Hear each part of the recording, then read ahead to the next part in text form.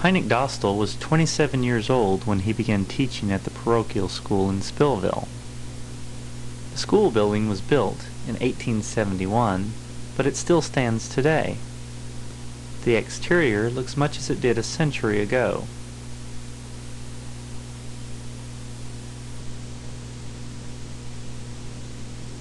Inside, years of neglect and decay are apparent. The building is currently being used as a storage facility. Here, Jesus presides over shopping carts. Still, a certain fascination fills the air. The rooms at one time must have echoed with the excitement of young immigrant students.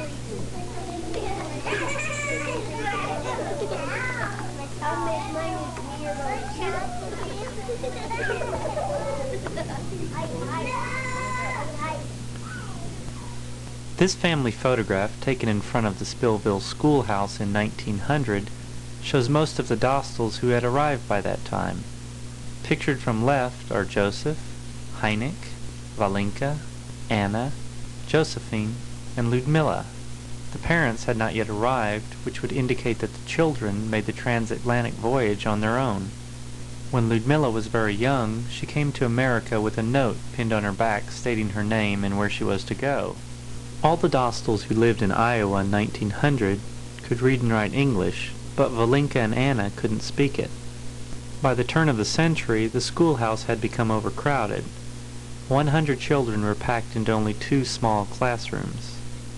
Father Joseph Dostal presented a plan for expansion of the schoolhouse. The parishioners took the plan a step further and decided to build a new schoolhouse next to the old one.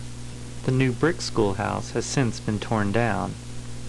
But around 1900, Archbishop Keene of Dubuque issued an order to the effect that all parochial schools must be taught by nuns.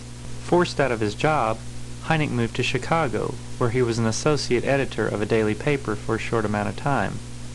On December 16, 1900, Hynek and Anna had their first child, Ludmilla. Ludmilla eventually would grow up to become my grandmother.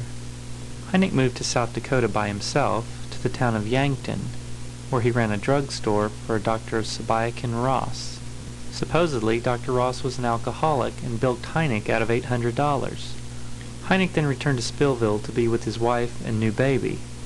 He must have wondered about his dream of only 4 years ago. The dream of serving his country, and even giving his life, must have seemed remote as he found himself unemployed on a small Iowa farm.